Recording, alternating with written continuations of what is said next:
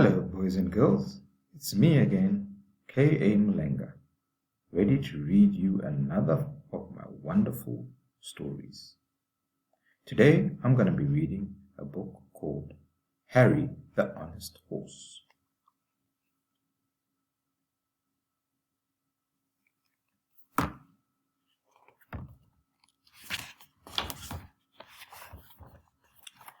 Harry was a young and handsome horse with a sleek black mane and a long swishy tail. He lived in Horseville, a lush meadow filled with green grass, pretty flowers, and glassy lakes.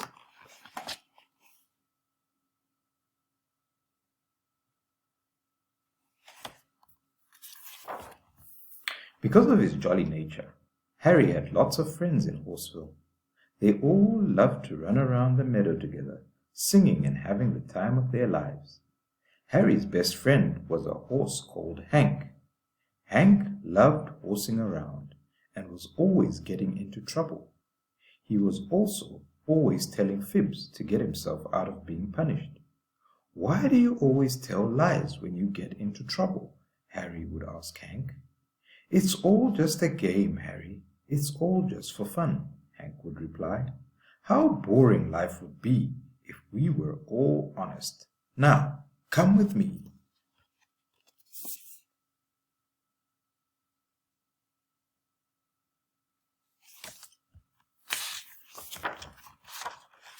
Every day, Hank would come up with a new naughty thing to do.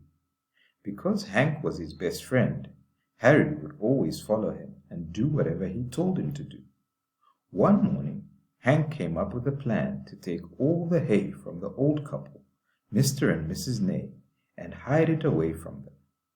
Harry and Hank trotted over to Mr. and Mrs. Ney's eating trough in the middle of the night, took all their hay, and hid it far, far away down by the glassy lake.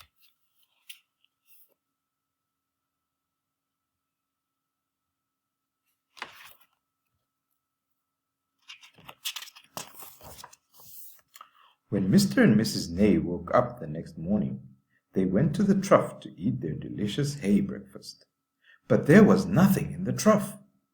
Mr. and Mrs. Ney asked Harry and Hank, "Did you see who took our hay?" Before Harry could answer, Hank, who was very good at making up fibs, said, "There was a great wind last night, and it swooped up all the hay from the trough."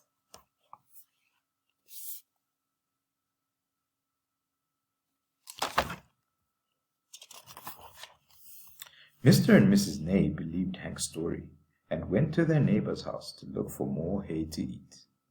Hank was so happy that his fib had worked, but Harry was not happy with Hank.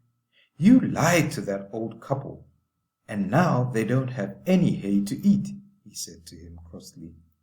"It's all just a game, Harry. It's all just for fun," Hank replied. "How boring life would be if we were all honest. Now, come with me."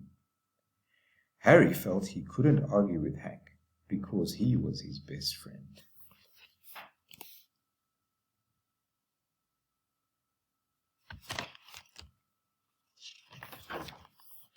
But when Harry came home that night, he went straight to his dad.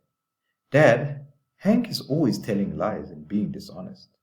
When I ask him why he does it, he says, 'It's all just a game, Harry. It's all just for fun.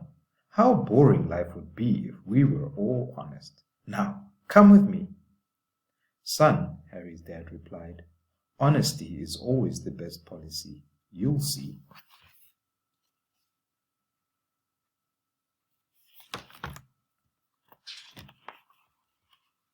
The next day, Hank and Harry met up as usual. Hank said to Harry, "I wonder what fun we can have today." They went back to Mr. and Mrs. Ney's house. When they got there, Hank kicked over all the water from the drinking barrel. Off he trotted, laughing all the way. But this time, Harry didn't trot after him. When Mrs. Ney came out for a drink of water, she found that the drinking barrel was empty. "Harry, what happened to all the water?" she asked. Harry remembered what his dad had said, and he decided to tell Mrs. Ney what Hank had done. "Thank you for your honesty, Harry," she said. "Here are 4 shiny red apples for you. You can come by every day for a treat."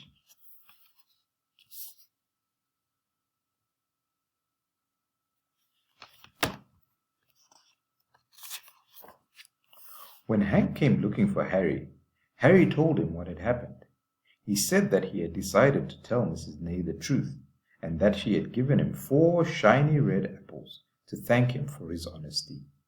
When Hank heard this news, he finally recognized his mistake. "I guess it's not all just a game, Harry," he said.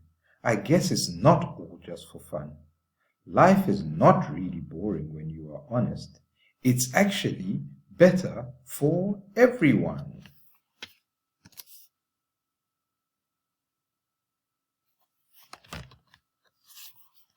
The end. Well, I hope you enjoyed that, boys and girls. And remember just to like and subscribe and also hit the bell icon. All my books are available on Amazon, and there are 11 of them to choose from. So tell your moms and dad to get to my Amazon author page and you can get all 11 books. I hope you enjoyed Harry the Honest Horse and that you learned something from it, that honesty is always the best policy. Goodbye.